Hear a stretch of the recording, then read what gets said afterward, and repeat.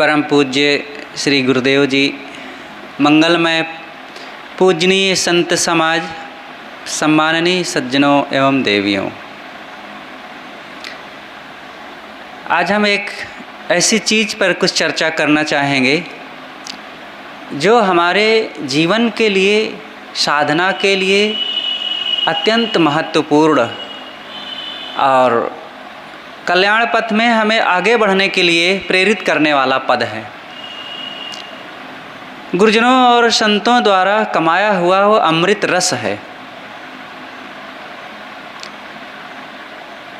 ये सद्गुरु श्री प्रेम साहिब जी की रचना है। आज इसी पर हम कुछ चर्चा करते हैं। अहम शुद्ध चैतन्य ज्ञान स्वरूपम अजराहम अमराहम अखंडम अनूपम। अहम शुद्ध चैतन्य ज्ञान स्वरूपम अजराहम अमराहम अखंडम अनूपम। न हम पंथ आश्रम, न हम जाति वर्णम, न हम सट विकारो, न उर्वो न मरणम। न हम पंथ आश्रम, न हम जाति वर्णम, न हम सट विकारो, न उर्वो न मरणम। अहम शुद्ध चैतन्य ज्ञान स्वरूपम अजराहम अमराहम अखंडम अनूपम। न हम पंच भौतिक त्रिगुण नाहि रूपम, देखो सुनो गुणो दृष्टिकूपम। न हम पंच भौतिक त्रिगुण नाहि रूपम, देखो सुनो गुणो दृष्टिकूपम। अहम शुद्ध चैतन्य ज्ञान स्वरूपम अजराहम अमराहम अखंडम अनूपम। न हम कर्म इंद्रिय न ज्ञानेन्द्रिय, हम मनोबुद्धि चित्ते चतुष्टे नहीं हम। न हम कर्म इंद्रिय न ज्ञानेन्द्रिय, हम मनोबुद्धि चित्ते चतुष्टे नहीं हम। अहम शुद्ध चैतन्य ज्ञान स्वरूपम अजराहम अमराहम अखंडम अनूपम। न हम व्याप्य व्यापक, न हम ब्रह्म ईशम, न हम देव देवी सकल भर्म खीसम। न हम व्याप्य व्यापक, न हम ब्रह्म ईशम, न हम देव देवी सकल भर्म खीसम। अहम शुद्ध चैतन्य ज्ञान स्वरूपम अजराहम अमराहम अखंडम अनूपम। न हम सुख दुखम, न हम हानि लाभम, अशोषम अदाहम स्वसाक्षी स्वधामम। न हम सुख दुखम, न हम हानि लाभम, अशोषम अदाहम स्वसाक्षी स्वधामम। अहम शुद्ध चैतन्य ज्ञान स्वरूपम अजराहम अमराहम अखंडम अनूपम। सर्वे स्वप्रीतम पारखे स्वरूपम अहम बोध रूपम अहम बोध रूपम। सर्वे स्वप्रीतम पारख स्वरूपम अहम बोध रूपम अहम बोध रूपम। अहम शुद्ध चैतन्य ज्ञान स्वरूपम अजराहं अमराहं अखंडम अनूपम इदं बोधतरणी करे पाठ नित्यं जड़ प्रेम त्यागे हो मुक्तम इदं बोधतरणी करे पाठ नित्यं जड़ प्रेम त्यागे हो मुक्तम अहम शुद्ध चैतन्य ज्ञान स्वरूपम अजराहं अमराहं अखंडम अनूपम अहम शुद्ध चैतन्य ज्ञान स्वरूपम अजराहं अमराहं अखंडम अनूपम।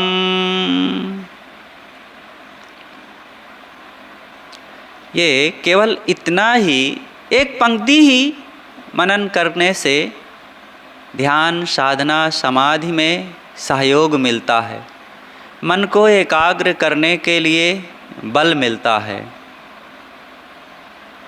लेकिन अपने स्वरूप को अलग से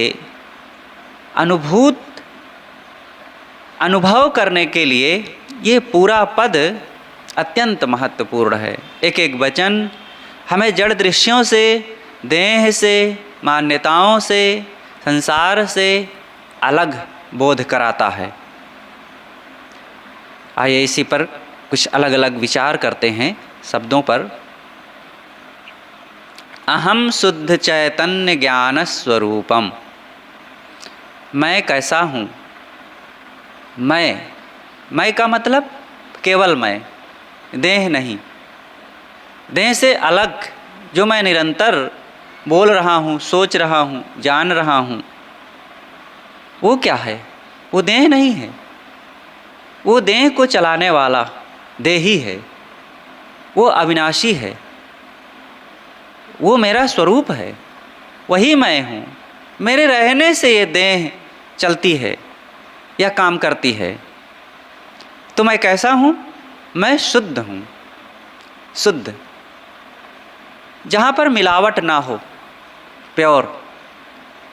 जैसे किसी का घी जब शुद्ध होता है तो कहता है भैया इसमें एकदम ये हमारा शुद्ध घी है। मतलब जो केवल घी ही घी है और दूसरी चीज़ उसमें ना मिलाई जाए। कोई और चीज़ होती है, मिला दिया जाता है। दूध में पानी मिला दिया जाता है, चावल में कंकड़ मिला देते हैं लोग। ये उसका नकलीपन है। लेकिन जो मेरा स्वरूप है इसमें कोई मिलावट की बात ही नहीं, कोई मिला भी नहीं सकता है। और विचारों से, मान्यताओं से हम मिलाते तो हैं, लेकिन मिला करके भी हम कोई चीज़ आत्मा में नहीं मिला सकते। हाँ, विचारों में मिला करके हम उसका विस्मरण करते हैं, उसको भूलते हैं। और भूलने का परिणाम दुख के रूप में मिलता है। जितना ही हम अपने स्वरूप को भूलेंगे उतना ही देह तथा विषय पदार्थ हमारे सामने आएंगे और उतना ही आसक्ति बढ़ेगी, मोह बढ़ेगा, राग द्वेष बढ़ेगा और दुख बढ़ेगा। संसार का भावचक्र तैयार होगा, भटकेगा जीव। और जितना ही जीव अपने आप की शुद्धता को कायम रख करके, मतलब विचारों से इधर उधर ना भटक करके अपने स्वरूप में ही मन को केंद्रित करता रहेगा, उतना ही उसे शांति की अनुभूति होगी, उतना ही वो निर्भय रहेगा, उतना ही उसको प्रसन्नता रहेगी, उतना ही उसको सब प्रकार से निश्चिंतता का अनुभव होगा। तो मैं कैसा हूँ? शुद्ध, शुद्ध हूँ और चैतन्य हूँ। चैतन्य, मैं कोई चीज़ नहीं हूँ, भौतिक चीज़ नहीं, मैं चैतन्य हूँ। चैतन्य का मतलब जीव, आत्मा, जिसमें चेतना हो, जानने की, समझने की, स्वयं किसी ढंग से किसी बात को, किसी काम को, किसी वस्तु को समझने जानने के लिए अपनी चेतना का प्रयोग करने वाला जो है उसे चेतन कहते हैं। जिसमें चेतना हो, मतलब जानने, समझने, मानने की शक्ति जहाँ पर हो उसे चेतन कहते हैं। इसी आत्मा के अनेक नाम दिए गए हैं।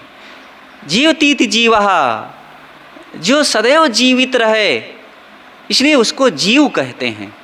जिसमें चेतना हो इसलिए उसको चेतन कहते हैं। जो मेरा ही स्वरूप हो इसलिए उसको आत्मा कहते हैं। तो मैं शुद्ध हूँ, चैतन्य हूँ और कैसा हूँ? ज्ञान स्वरूप हूँ। मैं स्थूल स्वरूप नहीं, सूक्ष्म स्वरूप भी नहीं, सूक्ष्म तो हूँ ही, लेकिन मुझे अपने आप के बारे में अगर समझना है तो ज्ञान रूप कहना ज़्यादा उचित होगा। ज्ञान रूप सूक्ष्म चीज़ों को तो बाहर से यंत्रों द्वारा, जो सूक्ष्म चीज़ों को भी समझने वाली जो सूक्ष्मदर्शी यंत्र है उसको हम जान सकते हैं, लेकिन आत्मा को किसी मशीन से, किसी यंत्र से, चाहे जितना वो सूक्ष्म चीज़ों को जानने समझने वाली हो, लेकिन हम यंत्र के माध्यम से आत्मा को नहीं जान सकते। इसलिए इसको सूक्ष्म स्वरूप भी ना कह करके ज्ञान स्वरूप कहना ही उचित है। ज्ञान स्वरूप, मैं कैसा हूँ? ज्ञान स्वरूप हूँ। ज्ञान, मेरे में ज्ञान ही, ज्ञान गुण है, ज्ञान धर्म है, ज्ञान लक्षण है, ज्ञान क्रिया है और ज्ञान रूप है। इसलिए मैं कैसा हूँ? ज्ञान स्वरूप हूँ और स्वरूप हूँ, पर रूप नहीं।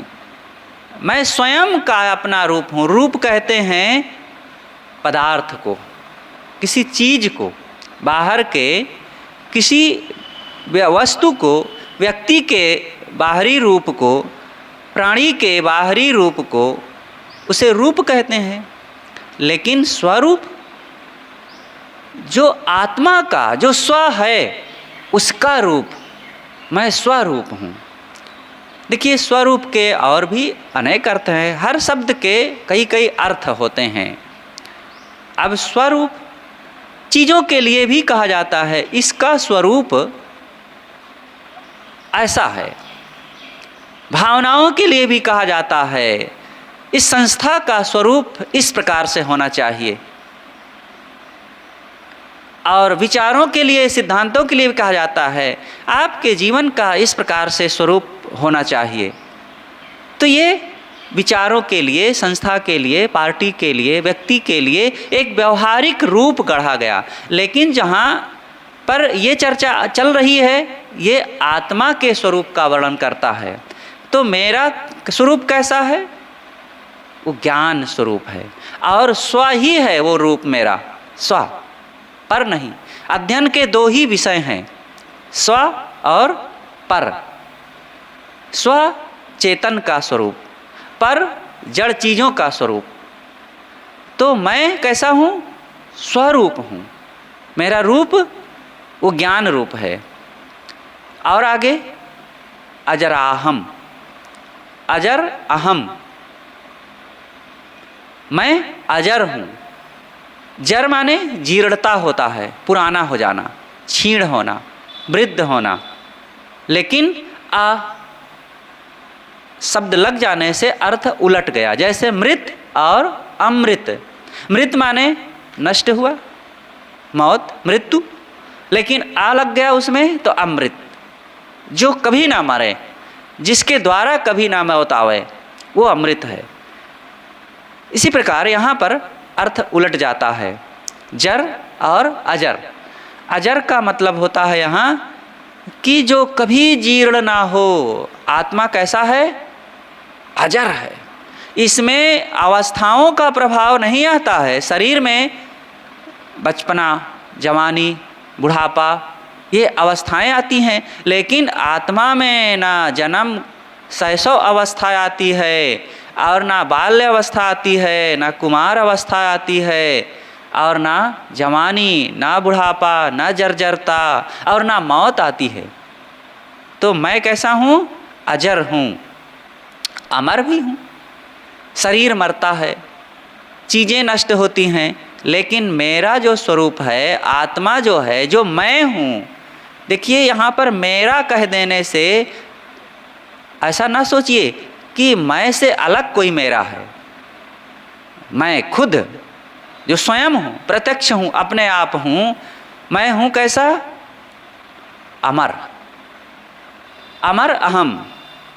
मैं अमर हूँ, कभी ना नष्ट होने वाला। आज इस शरीर में हूँ, जवानी में भी मैं वही रहूँगा, बुढ़ापा में भी मैं वही रहूँगा, इस शरीर के नष्ट होने के बाद भी मैं वही रहूँगा। और मैं अपने कर्मों के संस्कारों के अनुसार इस शरीर के बाद जिस शरीर में जाऊँगा तो भी मैं वही रहूँगा। लेकिन जब मैं अमर हूँ तो इसका मतलब क्या मैं इस शरीर के बाद अलग जाऊँगा? तो मैं ही सब शरीरों में जा रहा हूँ क्या? मैं ही नहीं, मेरे जैसे यहाँ अगणित चेतन जीव हैं। केवल मैं ही हूँ, केवल मेरी ही सत्ता है, दूसरा और कोई नहीं है, ऐसा थोड़े है। यहाँ जड़ तत्व तो हैं और चेतन है, और चेतन में भी नाना चेतन है, अगणित चेतन है। हाँ, असंख्य नहीं कह सकते हैं, इनकी एक संख्या है। जीव अविनाशी है, तो जो अविनाशी होता है वो नया बनता नहीं है और वो नष्ट होता भी नहीं है। जो है जितने हैं उतने ही रहेंगे। तो जीव तो नित्य हैं, जितने हैं वो नित्य हैं, और वो कभी नष्ट होंगे नहीं और दूसरे कहीं से आएंगे नहीं। लेकिन उनकी गिनती हम नहीं कर सकते हैं, इसलिए उसको हम अगणित कह सकते हैं, असंख्य नहीं कह सकते हैं। बात समझ में आ रही? अगणित है। जीव कैसे हैं, कितने हैं, हम नहीं बता सकते। 100, 200, 500, 1000, 10,000, करोड़, 10 करोड़, 50 करोड़, 100 करोड़ और अरब खरब कितने कहेंगे? तो जीवों की गणना नहीं की जा सकती है, लेकिन यह नहीं कह सकते कि ये असंख्य हैं। संख्या है, हाँ, गणना नहीं की जा सकती है। तो मैं कैसा हूँ? अमराहम, अमर अहम। मैं अमर हूँ, मेरी मृत्यु नहीं हो सकती है कभी। अखंडम, खंड होना और अखंड होना। कपड़े का खंड होता है, लकड़ी का खंड होता है, पत्थर का खंड होता है, जमीन का खंड होता है, अरे देह का भी खंड होता है। कभी हाथ कट जाता है, कभी उंगली कट जाती है, कभी पैर कट जाता है, गर्दन कट जाती है, शरीर कटता है भूल चूक से, अथवा एक दिन मौत आती है और शरीर जल जाता है, हड्डियां बिखर जाती हैं। तो संसार में समस्त चीज़ें जो जड़ चीज़ें हैं वो खंड रूप हैं, लेकिन आत्मा अखंड है। इसका खंड नहीं किया जा सकता है, इसके टुकड़े नहीं हो सकते हैं। ये जो है सो है, जितना है उतना है। अनुपम, और मेरा स्वरूप कैसा है? अनूप। अनूप का अर्थ होता है विलक्षण, जिसके लक्षण किसी दूसरी चीज से ना मिलते हों। अनुपम, विलक्षण, मेरा लक्षण किसी से नहीं मिलता है।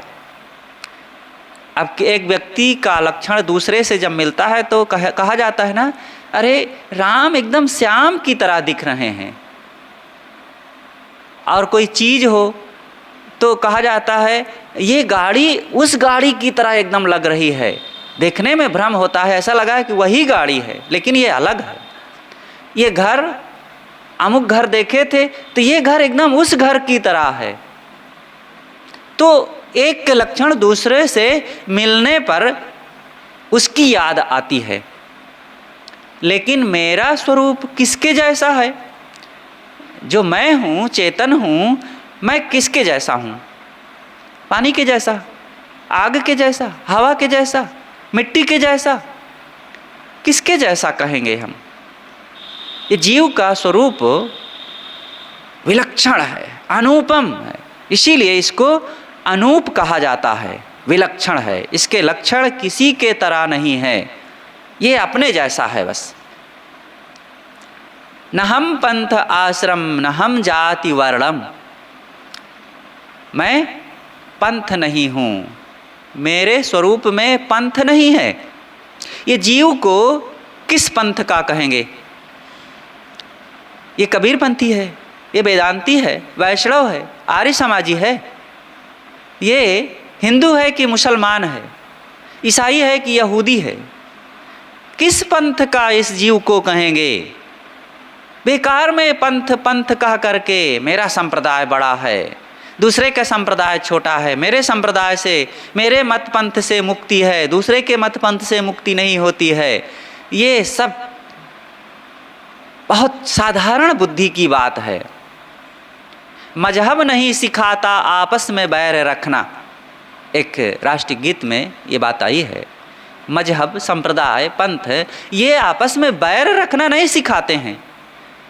मजहबों की थोड़ी सी ज़रूरत है, क्योंकि किसी महापुरुष द्वारा चलाया गया कोई एक नियम कानून में चलने वाली सिद्धांत को एक और उतनी बड़ी भीड़ को मजहब कह दिया गया। कबीरपंथी और वैष्णव अथवा वेदांती या बौद्धिस्ट कोई भी हों, इन सब के अलग अलग मजहबों के नाम तो हैं, लेकिन इन सब के शरीरों में कोई अंतर है? हाथ में, पैर में, रूप रंग में, किडनी लीवर में और भी किसी चीज़ में कोई अंतर है? तो क्या अंतर यहाँ हो गया? अरे मानसिक ज़रूरतों में, शारीरिक ज़रूरतों में कोई अंतर नहीं, मान्यता में थोड़ा सा अंतर कर लिए, हम ये हैं, हम वो हैं। तो ये पंथ भी हमारे स्वरूप से बिल्कुल अलग है।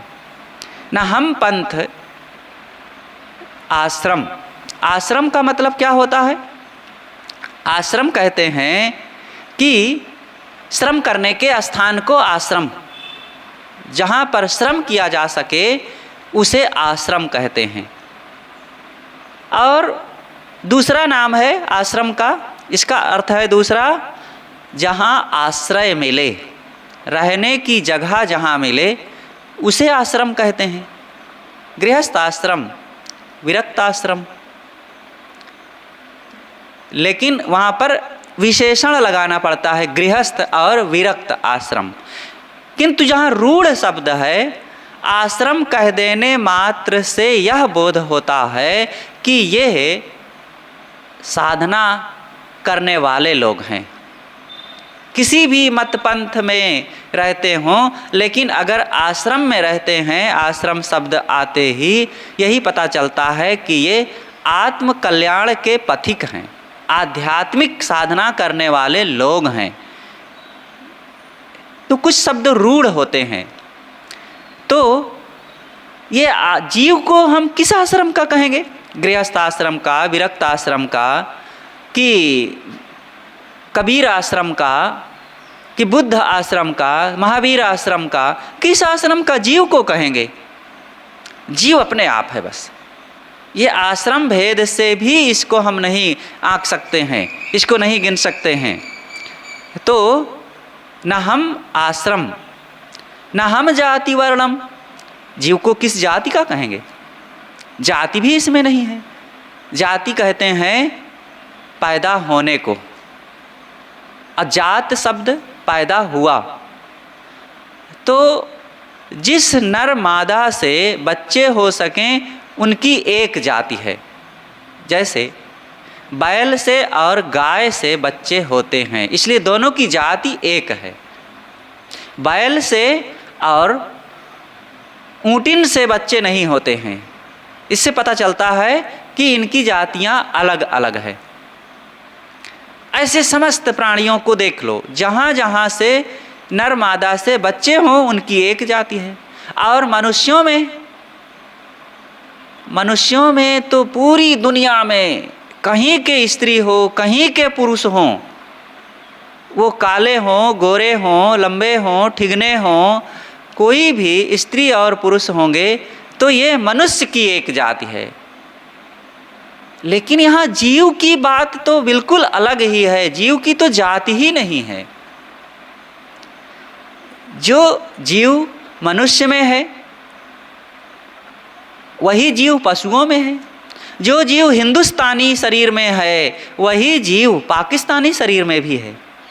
वही का मतलब उसी क्वालिटी का, वही नहीं संख्या में, वही नहीं संख्या में अलग है जीव, उसकी अपनी अलग कर्म कमाई है। हम लोग यहाँ बैठे हैं इतने, सबके जीव की क्वालिटी एक है, क्वांटिटी अलग अलग है। इसलिए जीव को किसी जाति का भी नहीं बांट सकते हैं, वर्ण का भी नहीं कह सकते हैं। किस वर्ण का है? वर्ण का अर्थ होता है शब्द, का खा गा घा या आ ई उ ए और ए बी सी डी, ये सब भाषा में जो शब्द उसके मूल शब्द होते हैं देवनागरी, उसे वर्ण कहते हैं। यहाँ पर अर्थ है रंग, वर्ण का अर्थ रंग भी होता है। तो मनुष्यों में वर्ण के आधार पर भी यहाँ जातियाँ बांटी गई है। तो कुछ काले लोग हैं, कुछ गोरे लोग हैं, कुछ और रंग वाले हैं। तो जीव देह भले अलग अलग रंग की है, लेकिन जीव अलग अलग रंग का नहीं होता है।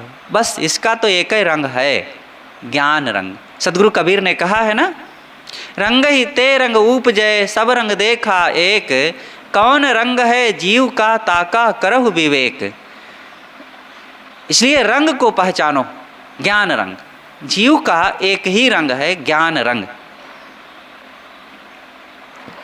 न हम सट विकारो न उर्वो न मरणम। और जीव कैसा है? इसमें कोई विकार नहीं है, सट विकार। देह के जो विकार हैं वे और मन के जो विकार हैं वे, वो सब मेरे स्वरूप में नहीं हैं। देह के विकार क्या है? देह की तमाम अवस्थाएं, जैसे जन्म, वृद्धि, बाल्य, प्रौढ़ता, अजीर्णता, मृत्यु, ये सट विकार हैं। देह के 6 विकार हैं। तो मेरे स्वरूप में, आत्मा में ये 6 विकार भी नहीं हैं। आत्मा में जन्म भी नहीं है, वृद्धि भी नहीं है, बाल्यावस्था भी नहीं है, प्रौढ़ता भी नहीं है, वार्धक्य मतलब जीर्णता भी नहीं है और मृत्यु भी नहीं है। एक तो शरीर के विकार रहे, और अब मन के विकारों को हम समझें। वो कौन कौन है? सट विकार जो 6 हैं, काम, क्रोध, लोभ, मोह, अहंकार और ईर्ष्या, ये 6 विकार हैं। ये भी मेरे स्वरूप में नहीं है। उर्वो न मरणम। उर्वो, उर कहते हैं हृदय को। मेरे स्वरूप में ना हृदय है और ना मृत्यु है, ना मरना है, न हम पंच भौतिक त्रिगुण ना ही रूपम। मेरे स्वरूप में 5 भौतिक तत्व भी नहीं है। 5 भौतिक तत्व कौन कौन से? मिट्टी, पानी, आग, हवा और आकाश। देखो, गिनाने की बात जब आती है तो आकाश को भी जोड़ा जाता है। सदगुरु कबीर ने भी इसके लिए कहा है, न हम पंच भौतिक। इन भौतिक तत्वों से मैं अलग हूँ। ना मैं मिट्टी हूँ, ना पानी हूँ, ना आग हूँ, ना हवा हूँ, ना आकाश हूँ। इसीलिए गोस्वामी जी ने भी कहा है, छिति जल पावक गगन समीरा पंच तत्व यह अधम शरीरा। ये 5 तत्वों से भी मैं अलग हूँ। त्रिगुण ना ही रूपम। त्रिगुण, 3 गुण। 3 गुण कौन कौन से हैं? सत, रज, तम, ये 3 गुण हैं। और तीनों गुण मेरे स्वरूप में नहीं है। ये 3 गुण अलग अलग बर्ताव कर रहे हैं। मेरे स्वरूप में ये तीनों नहीं हैं। सत, रज, तम, इन 3 गुणों से, सत से किसी चीज़ की पुष्टि होती है, रज से निर्माण होता है और तम से क्षय होता है, क्षीणता होती है। तो ये मेरे स्वरूप में ये सत, रज, तम तीनों नहीं हैं। इन विकारों से मैं बिल्कुल अलग हूँ। मैं इन 3 जो गुण हैं इन तीनों से मेरा स्वरूप बिल्कुल अलग है। तो न हम पंचभौतिक त्रिगुण नाहि रूपम, देखो सुनो अवगुणो दृष्टिकूपम। देख करके, सुन करके, छू करके, ये जो 5 विषय हैं, 5 इंद्रियों के विषयों को हम जानते हैं जो, वह भी मैं नहीं हूँ। देखो सुनो अवगुणो, जो देख करके, सुन करके, मनन करके जो मैं तमाम विषयों को अपने में आरोपित करता हूँ, वह भी मैं नहीं हूँ। दृष्टिकूपम, ये जान जान करके इच्छाओं कामनाओं के गड्ढे में, कुएं में मैं जो बारंबार गिरता रहता हूँ, वह भी मैं नहीं हूँ। न हम कर्म इंद्रिय न ज्ञान इंद्रिय हम, मैं कर्म इंद्रियाँ भी नहीं हूँ और ज्ञान इंद्रियाँ भी नहीं हूँ। कर्म इंद्रियाँ कौन कौन सी हैं? हाथ, पैर, मुख, लिंग, गुदा, ये कर्म इंद्रियाँ हैं। कर्म किए जाते हैं, हाथ से कोई चीज़ पकड़ने का, छोड़ने का, पैर से चलने का, और मुख से खाने का, और मलमूत्र त्याग की जगह। तो ये 5 कर्म इंद्रियाँ हैं। लेकिन मेरे स्वरूप में ये 5 इंद्रियाँ भी नहीं है, और ना ज्ञान इंद्रिय हम, ज्ञान इंद्रियाँ भी मैं नहीं हूँ। मैं आँख भी नहीं हूँ, कान भी नहीं हूँ।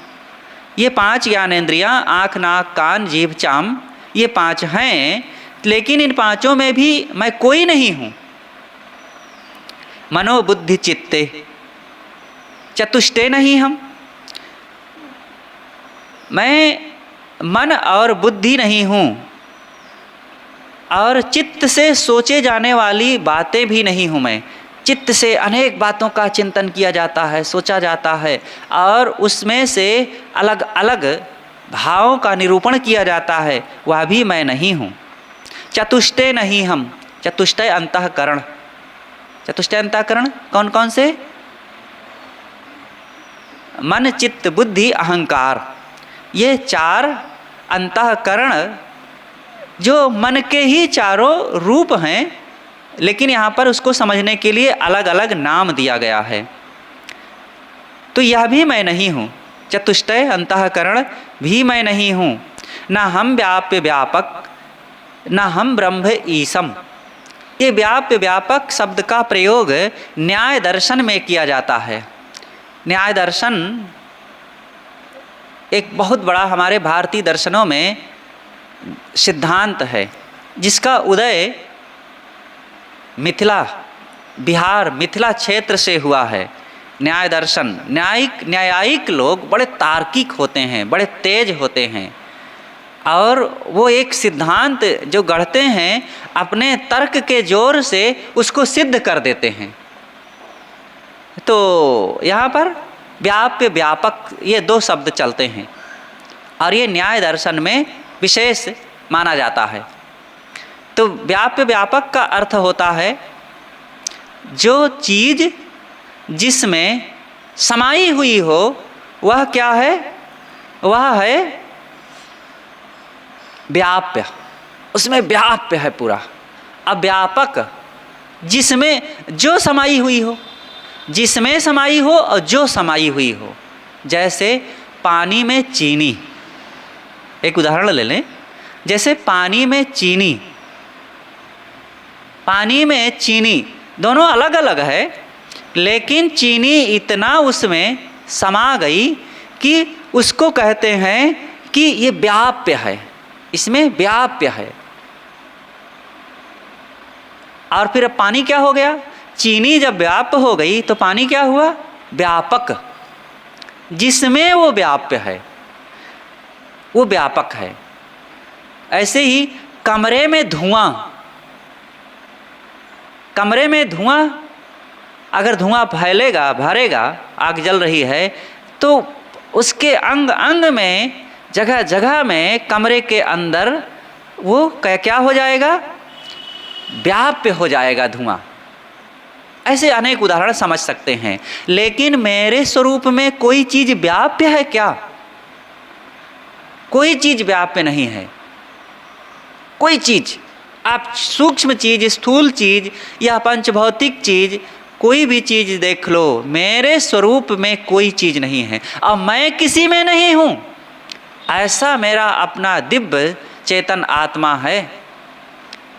और ऐसे अविनाशी, नित्य, शाश्वत, अखंड, एक रस और शुद्ध चेतन आत्मा को मैं भूल करके, जो मैं खुद हूँ, मैं क्षणिक चीज़ों में और विकारी चीज़ों में, परिवर्तनशील चीज़ों में, तुच्छ चीज़ों में, मूल्यहीन चीज़ों में भटकता रहता हूँ, अपने को खोता रहता हूँ, अपनी अवहेलना करता रहता हूँ। ये आत्म प्रवंचना करना छोड़ो। कब तक अपने का अवमूल्यन करते रहेंगे? अपने को भूल भूल करके हम बहुत दुख पाए अब तक। अब दुख अपने को देना बंद करो, अपने को पहचानो। और ये दुख देना तभी होगा जब अपने को भूलेंगे, और अपने को सुखी बनाना तब होगा जब अपने को जानेंगे, अपनी गरिमा, अपनी महत्ता को समझेंगे। हम काम, क्रोध, लोभ, मोह से, इच्छा, राग, द्वेष से, मोह, बैर से, धन, रुपए, पैसे से, प्राणी पदार्थों से अपने को जोड़ देते हैं, मान्यता से जोड़ते हैं। जोड़ करके भी हम जोड़ नहीं सकते हैं इस स्वरूप को किसी से, लेकिन मन आगे आगे चलता है और इस देह संबंध में रह करके मन के द्वारा ही आत्मा को पहचाना जाता है। कुंभ ही बांधा जल रहे, जल बिन कुंभ न होए, ज्ञान ही बांधा मन रहे, मन बिन ज्ञान न होए। कुंभ के घेरे से पानी टिकता है, लेकिन पानी के बिना कुंभ बनता भी नहीं है। इसी प्रकार ज्ञान के घेरे से मन टिकता है, लेकिन मन के बिना ज्ञान होता भी नहीं है। तो ये मन के द्वारा ही आत्मा को हम जानते हैं, देह संबंध से। यद्यपि देह से अलग है, मन से अलग है आत्मा, लेकिन फिर भी आत्मा का ज्ञान मन के संबंध से ही होगा, मन के संबंध से होगा। बिना मन के आत्मा को हम जान नहीं सकते हैं। इसलिए इसी मन को हम ऐसा बोध दें जैसा मैं हूँ, लेकिन ऐसा ना दे करके हम इस मन को ऐसा बोध दे देते हैं जैसे हमारा मन चाहता है, वास्तविकता से अलग। इंद्रियां जैसी चाहती हैं, तो इंद्रियां क्या चाहती हैं? आपन आपन चाहे भोग। बीजक में सदगुरु ने कहा है ना, आपन आपन चाहे भोग, कहु कुशल कैसे परिहें योग। अब आपन आपन चाहे मान, झूठ प्रपंच साँच करी जान। ये सब उल्टा पलटा हेर फेर घपलेबाजी करके मन और इंद्रियां केवल जीव को दुख बढ़ाने का काम कर रही हैं, स्वरूप से दूर फेंक देने का काम कर रही हैं। इसलिए मेरा स्वरूप कैसा है? मन बुद्धि चित्त से अलग है और चतुष्टय अंतःकरण से भी अलग है। चतुष्टय अंतःकरण, चतुष्टय क्या है? ये मन बुद्धि चित्त, तो ये तीन हो गए, लेकिन चतुष्टय चौथा क्या है? अहंकार। अहंकार, मेरे स्वरूप में ना अहंकार है और ना ये मन चित्त बुद्धि भी है, कुछ भी नहीं है, बस मैं हूँ। मैं फिर कैसा हूँ? फिर ये प्रश्न आता है तो तुरंत ये मन जो है फिर किसी से तुलना करने लगता, तो कैसा हूँ? कोई चीज़ जैसा नहीं, मैं ज्ञान स्वरूप हूँ, अपने आप हूँ। मेरे जैसा दुनिया में कोई चीज़ें नहीं, तो किसके जैसा कह दूँ? मैं मेरे जैसा ही हूँ। तो ना हम व्याप्य व्यापक, ना हम ब्रह्म ईसम, हम व्याप्य व्यापक भी नहीं हैं। ना मेरे में कुछ है, मेरे में कुछ है का मतलब मेरे में ये मिट्टी पानी आग हवा या और भी मान्यता और घर परिवार आश्रम बाल बच्चे नर नारी प्राणी पदार्थ, ये सब मेरे में नहीं है। और ना मैं किसी में हूँ, व्याप्य व्यापक नहीं हूँ। ना हम ब्रह्म ईसम, ब्रह्म, यद्यपि इसका सही अर्थ किया जाए तो मैं ही ब्रह्म हूँ, मैं ही ईश्वर हूँ। बृहत्वाद ब्रह्म, जो बढ़े उसे ब्रह्म कहते हैं। तो मैं क्या घटता बढ़ता हूँ? नहीं, मेरे में विचार निरंतर आते हैं देह के संबंध से। और एक व्यक्ति विचार करता है तो मनन करते करते विचार बढ़ जाते हैं। जिसको छोड़ना चाहता है उसको छोड़ देता है। तो देखो बढ़ता घटता इसके विचार आते जाते हैं, इसलिए इसे ब्रह्म कहा गया है। ब्रह्म का दूसरा अर्थ होता है श्रेष्ठ। अहम ब्रह्मास्मि, मैं ही ब्रह्म हूँ। ब्रह्म का एक अर्थ होता है जो महान हो। जीव के जैसा और भला महान कौन हो सकता है? ईश्वर। ईश्वर का अर्थ होता है स्वामी। ये सबका स्वामी कौन है? सबका स्थापक, सबका सृजक, सबका कल्पक कौन है? ये जीव ही है। जीव ना हो तो ये भगवान भवानी देवी देवता ईश्वर ब्रह्म मंदिर मस्जिद की कल्पना करने वाला, निर्माण करने वाला, नाम देने वाला कोई ना रहे। इसलिए ये जीव ही सब ईश्वरों का ईश्वर है, अलग से कहाँ ईश्वर है। और अगर इस शब्द में ही हम इसके अर्थ को देखें तो कहिए ईश्वर। ये स्वर जहाँ से निकल रहा है, जो मैं बोल रहा हूँ ये स्वर है, और ये स्वर जिसकी प्रेरणा से निकल रहा है वो है ईश्वर। वो कौन है? जीव। जीव ना हो तो ये मुख से कोई स्वर निकलेगा? नहीं निकलेगा ना। तो मैं ही ईश्वर हूँ, मैं ही ब्रह्म हूँ। लेकिन अलग से मैं ईश्वर ब्रह्म मान करके जो कल्पना करके भटक रहा हूँ, उसके लिए कहा गया है न हम ब्रह्म ईसम, न हम देव देवी। जो पूज रहे हैं हम बाहर देवी देवता मान करके, वह भी मैं नहीं हूँ। मैं दुर्गा हूँ कि काली हूँ कि जगदम्बा हूँ कि संतोषी हूँ, और कि गणेश हूँ कि हनुमान हूँ कि शिव हूँ कि ब्रह्मा हूँ कि विष्णु हूँ कि और कोई देव हूँ? कुछ नहीं। मेरे स्वरूप में ये नाम रूप जो कल्पित देवी देवताओं के हैं ये सब कुछ नहीं है। सकल भ्रम खीसम, मेरे स्वरूप में कोई भ्रम नहीं रहता है। अपने आप मैं हूँ बस, कोई भ्रम नहीं। और चीज़ों के बारे में भ्रम हो सकता है। कहो कैसा जीव कहाँ है? सदगुरु श्री निर्मल साहब ने कहा है कि नहीं देख पड़ता स्वयं कह रहा है। ये जीव ही तो सारे प्रश्न कर रहा है।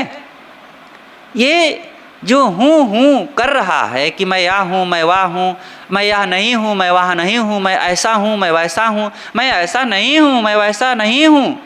और जो कहता है कि मैं मानता हूँ, मैं नहीं मानता हूँ, ये बार बार जो हूँ कर रहा है वो कौन है?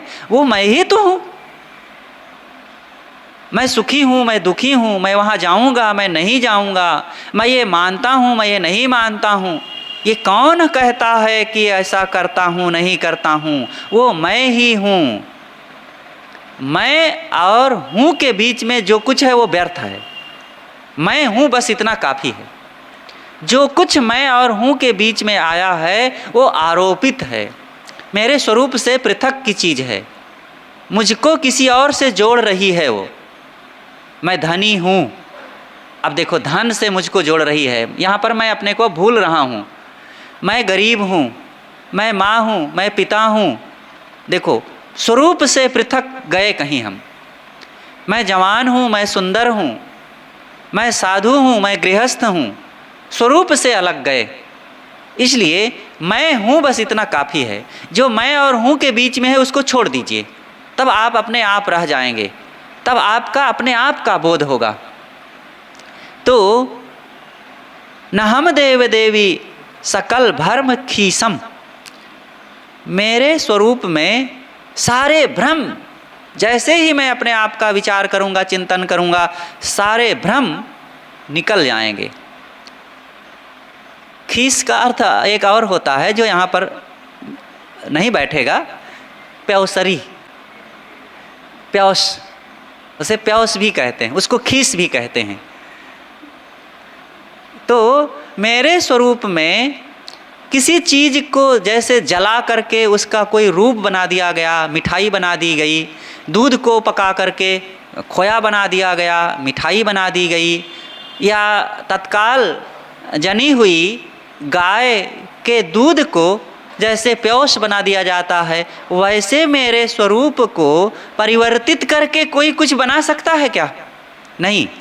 इसलिए मेरे स्वरूप में कोई ऐसी बात नहीं है। और दूसरी बात है खीसम, क्षीण होना। क्षीण होने को भी खीस कहते हैं। तो मेरा स्वरूप कहीं क्षीण होने वाली चीज़ है क्या कि आज इतनी चमकदार है कल उसकी चमक घट जाएगी, आज इतना बलवान है कल उसका बल घट जाएगा, आज इतना जवानी है तो कल इसमें बुढ़ापा आ जाएगा? ऐसा कुछ नहीं होने वाला है। इसलिए मेरे स्वरूप में क्षीणता भी नहीं आ सकती है।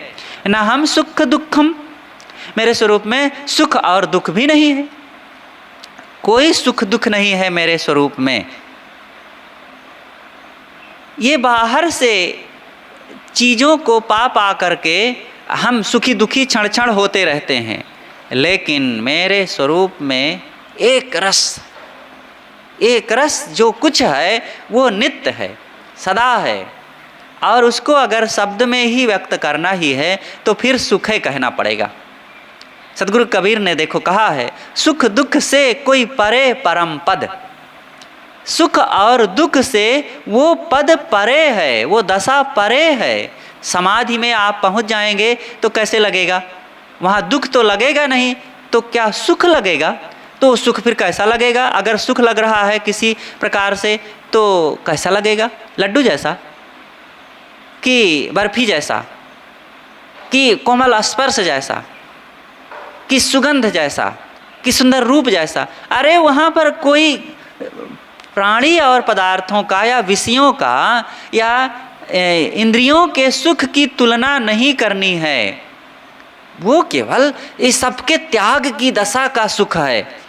तो कैसे कहें? तो फिर उसको साहब कहते हैं सो पद है सुखदाई, क्योंकि वो शब्दातीत है। वो जो मेरा स्वरूप है वो शब्दों में नहीं उसका बयां किया जा सकता है। तो अंतिम में अगर कुछ कहना है, समझना है, एक दूसरे को समझाना है, तो फिर शब्द तो आधार है, लेकिन शब्द अपने आप में पंगु होते हैं वहाँ। तो फिर कुछ शब्द प्रयोग करना ही है तो यही कहेंगे वो सुख स्वरूप है, सुख है। इसीलिए सदगुरु कबीर ने कहा सो पद है सुखदाई, वो पद सुखदाई है।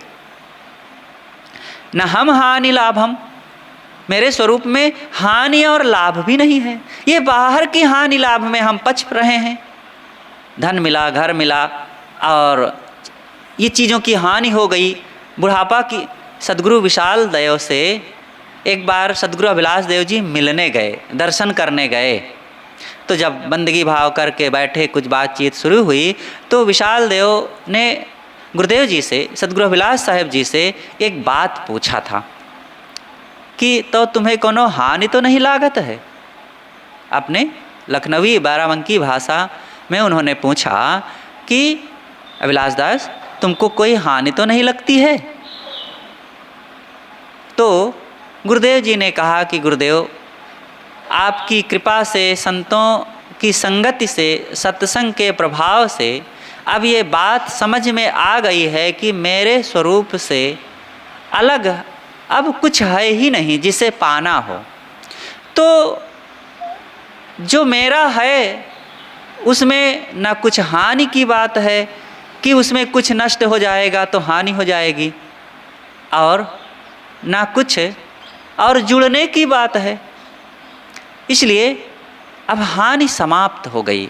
आदमी निरंतर हानि से परेशान रहता है, धन हानि, पुत्र हानि, पद हानि, मान हानि, और घर हानि, देह हानि, स्वास्थ्य हानि, सौंदर्य हानि। ये हानि निरंतर आदमी को परेशान करती रहती है। लेकिन जो ज्ञानी है, विवेकवान है, स्वरूप का विचार करने वाला है, वो हानि से ऊपर उठ जाता है। उसके जीवन में कोई फिर हानि नहीं रह जाती। आप लोग भी विचार करो कि किस हानि से हम गुजर रहे हैं। कोई हानि लग रही है? क्या हानि है? हानि अगर है तो हम देह भाव में, कल्पनाओं के भाव में, मन के भाव में, प्राणी और पदार्थों के भाव में जी रहे हैं, और ये सारे भाव अभाव में बदलने हैं। तो अब की हानि है। ऐसे भाव में जियो जो कभी अभाव में ना जा सके, सदा भाव ही भाव बना रहे। वो मेरा अपना स्वरूप भाव है। वहाँ अभाव नहीं है, वहाँ किसी का प्रभाव नहीं है, वहाँ केवल भाव ही भाव है। वो मेरा अपना स्वरूप है। वहाँ हानि लाभ नहीं होती है। इसलिए सद्गुरु यहाँ कहते हैं कि न हानि लाभम अशोषम अदाहम स्वसाक्षी स्वधामम। मेरे स्वरूप में अशोषम, सूख जाने की कोई बात नहीं है। जो गीता में बात आई है कि नयनम छिंदन्ति शस्त्राणि नयनम दहति पावकः न चैनम क्लेदयन्त्यापो न शोष्यति मारुतः। इस आत्मा को न शोष्यति मारुतः, मारुत कहते हैं हवा को। ये हवा आत्मा को सुखा नहीं सकता है। आत्मा को शस्त्र काट नहीं सकते हैं, आग जला नहीं सकती है, पानी भीगा सड़ा नहीं सकती है, और मारुत हवा आत्मा को सुखा नहीं सकती है। तो वही बात यहाँ पर कही गई है कि अशोषम, ये सूख करके नष्ट होने वाली चीज़ नहीं है। आदाहम, जल करके भी नष्ट होने वाली चीज़ नहीं है। आत्मा को कोई ज्वाला नहीं जला सकती है कभी भी। आत्मा इन पंच भौतिक चीज़ों से अलग है। आग तो इन चीज़ों को जलाएगी, चीज़ों को गर्म कर देगी, चीज़ों को भाप बना के उड़ा देगी, चीज़ों को पिघला देगी, लेकिन आत्मा को जला नहीं सकती है। यद्यपि ये पांचों तत्व एक दूसरे को विचलित कर सकते हैं, हलचल उत्पन्न कर सकते हैं, लेकिन पांचों तत्व किसी तत्व को विनष्ट नहीं कर सकते हैं। फिर आत्मा कैसे नष्ट हो जाएगा?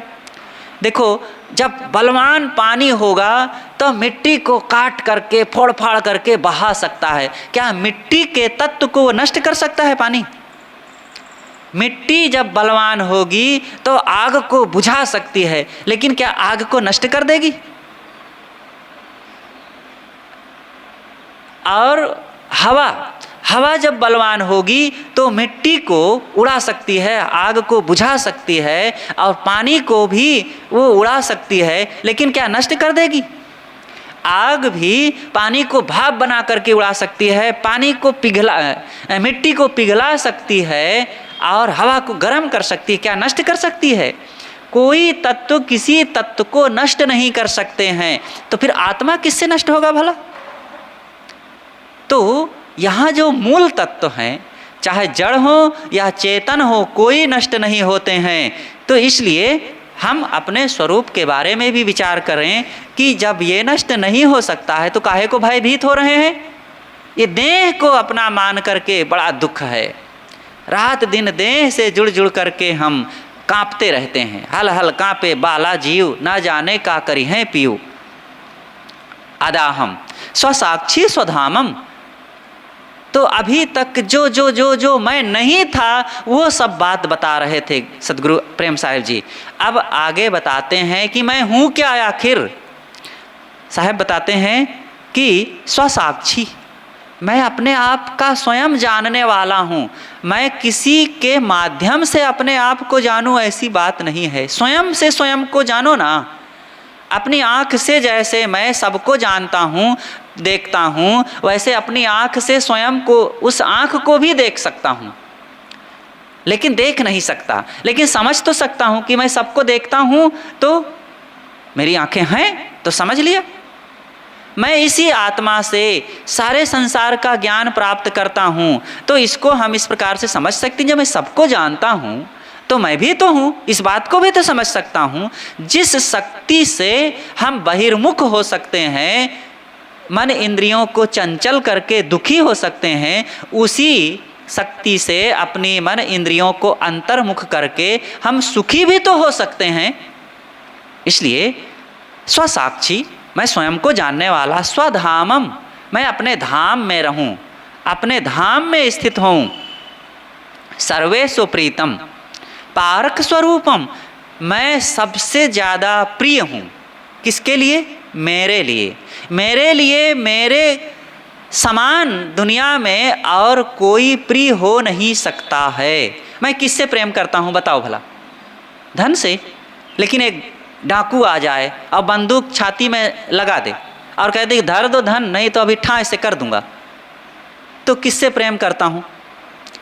पैसा से प्रेम करूँगा तो अब लगेगा कि तो बंदूक मार देगा, तो पैसे को सामने धर देता हूँ ना। तो किससे प्रेम हुआ? अपने से प्रेम करता हूँ। अपने को बचाने के लिए मैंने पैसे को छोड़ दिया। जब पता चल गया कि इस बेटा बेटी से अब सुख नहीं मिलेगा तो बेटा बेटी को लोग छोड़ देते हैं। वो बात याद कीजिए कि एक बार बादशाह ने पूछा कि इस दुनिया में सबसे ज़्यादा प्रिय चीज़ क्या है? तो कोई कहता है कि अपनी जान प्रिय है, तो कोई कहता है कि नहीं पुत्र प्रिय है, कोई कहता है नहीं पत्नी प्रिय है, कोई कहता है पति प्रिय है।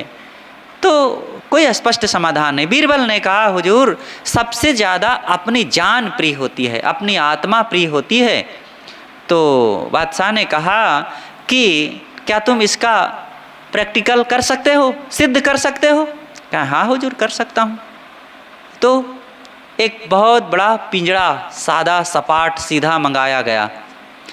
पिंजड़े में एक भट्ठी खोदी गई, भट्ठी में बड़ा सा तवा रखा गया और भट्टी में नीचे आग जला दी गई और तवा पर एक बच्चा सहित बंदरिया को छोड़ दिया गया। अब कहीं पकड़ने लटकने की जगह नहीं है। अब धीरे से आग जला दी गई। आग जलने से तवा गर्म होने लगा। जैसे गर्म होता है बंदरिया अपने बच्चे को पेट में चिपकाए उसमें घूमने लगी, क्योंकि अब पैर में सहन नहीं हो रहा। तो धीरे धीरे धीरे ज़्यादा गर्म होने लगा। तो बंदरिया घूमती जा रही, इधर उधर उछलती कूदती है, कहीं पकड़ के लटक जाऊं, लेकिन अब लटकने की भी जगह नहीं है। तो बड़ी देर होती गई, गर्म ज़्यादा हो गया, अब सहन नहीं हो रहा। बंदरिया अब वह उसको खड़ी नहीं रह सकती है। तो अंततः एक ही उपाय उसको सूझा, अपने बच्चे को पेट से नोच के जबरदस्ती उसको तवा में धर के उसी के ऊपर खड़ी हो गई। तब बीरबल ने कहा कि देखिए हुजूर सबसे ज़्यादा प्रिय क्या है? आत्मा। अपनी रक्षा करना सबसे ज़्यादा प्रिय है। कोई किसी को नहीं चाहता है, अपने को हम चाहते हैं। इसलिए जब ये बाहर प्रत्यक्ष रूप में देखा जाता है सारा संसार स्वार्थ का है। अपने लिए हम बेटा को चाहते हैं, बेटी को, घर धन को, पति पत्नी को, स्त्री और पुरुष को। अपने लिए हम जमीन को चाहते हैं, गाय भैंस को चाहते हैं, किसी के लिए दूसरे के लिए चाहते हैं। बेटा के सुख के लिए हमने बेटा को पैदा किया है क्या? अपने सुख के लिए हमने बेटा को पैदा किया है। पत्नी के सुख के लिए कोई पत्नी को लाता है कि कोई पत्नी को लावे उसको बड़ा सुख मिल जाएगा। अपने सुख के लिए लाए हो? कोई पति के सुख के लिए पति के यहाँ जाती है क्या कि चलूँ किसी पति को मैं सुखी कर दूँ? अपने सुख के लिए वो जाती है। जमीन के सुख के लिए कोई जमीन खरीदता है क्या? गाय के सुख के लिए कोई गाय को खरीदता है क्या? अपने लिए करता है। तो कुल मिलाकर संसार में सारे सुख का जो कारण है वो मैं हूँ। अपने को सुखी बनाना चाहता हूँ। इतना जो प्रिय है मेरे लिए, मैं उसको क्यों नहीं समझ रहा हूँ? तो यहाँ साहब कहते हैं कि सर्वेषु प्रीतम, सबसे प्रिय मेरे लिए मैं ही हूँ। पारक स्वरूपम, अब वो पारक स्वरूप है। परखे रूप अवस्था जाए, आन विचार न ताहि समाए। तो मेरे स्वरूप में पारक ही पारक है। निरंतर मैं जानना ही जानना करता हूँ, ज्ञान ही ज्ञान मेरे अंदर में है। लेकिन मैं विषयों का आधार पकड़कर इंद्रियों की संगत करके आज दुखी हूँ, पेट भर दुख भोग रहा हूँ, क्योंकि अपने को भूल गया हूँ। अहम बोध रूपम, अहम बोध रूपम, मैं बोध रूप हूँ, इसलिए अपने बोध को पहचानो। बोध वही जो कि माने नहीं मन का, ज्ञान वही जो कि गांसे फिरे मन का। वो ज्ञान सच्चा ज्ञान है जो मन की मान्यताओं पर सवार रहे। जैसे घोड़े पर सवार व्यक्ति घोड़े को अपने इशारे से चलाता है, ऐसे ही ज्ञान पर सवार व्यक्ति इस शरीर को अपने हिसाब से चलाता है। और बोध वही जो कि माने नहीं मन का। अब बोधवान वह है जो मन के अनुसार नहीं, मन के कहे में न चले, अपने सिद्धांत में अडिग हो करके ठोस स्थिर रहे। इदम बोध तरणी करे पाठ नित्यम। इस प्रकार से ये बोध तरणी पद को, जो बोध देने वाला और भवसागर से तार देने वाला, मतलब हमारी इच्छाओं, कामनाओं, वासनाओं से हमको बचा करके और स्वरूप में स्थित करा करके पूरी तरह से दुख निवृत्त कर देने वाला, मुक्त करा देने वाला ये पद करे पाठ नित्यम, इस प्रकार से जो मनन चिंतन और इस पद का रोज पाठ करेगा, मनन करेगा, अभ्यास करेगा और जड़ प्रेम त्यागे और जड़ की मान्यता का त्याग करता रहे। ये शरीर जड़ है, घर जड़ है, प्राणी पदार्थ जड़ हैं। अब मन इंद्रियों से जो माने हुए सुख, जो शब्द स्पर्श रूप रस गंध हैं, ये सब जड़ हैं और इन सब के प्रेम को जो त्याग देगा तो क्या होगा? हो मुक्तम, वो मुक्त हो जाएगा, सदा के लिए मुक्त हो जाएगा। इसलिए इस मुक्ति पद को दिलाने वाला, मुक्ति दशा में पहुंचाने वाला और मुक्ति बोध को कराने वाला और मुक्ति रहनी में स्थित कराने वाला इस पद को साधक को खूब मनन चिंतन करना चाहिए और अपने जीवन में इसकी रहनी बनाना चाहिए। तो ये बहुत महत्वपूर्ण पद, इसका मनन चिंतन करें और इस पर कुछ चर्चा की गई, अब वो समाप्त होती है। बस बोलिए सद्गुरुदेव की जय।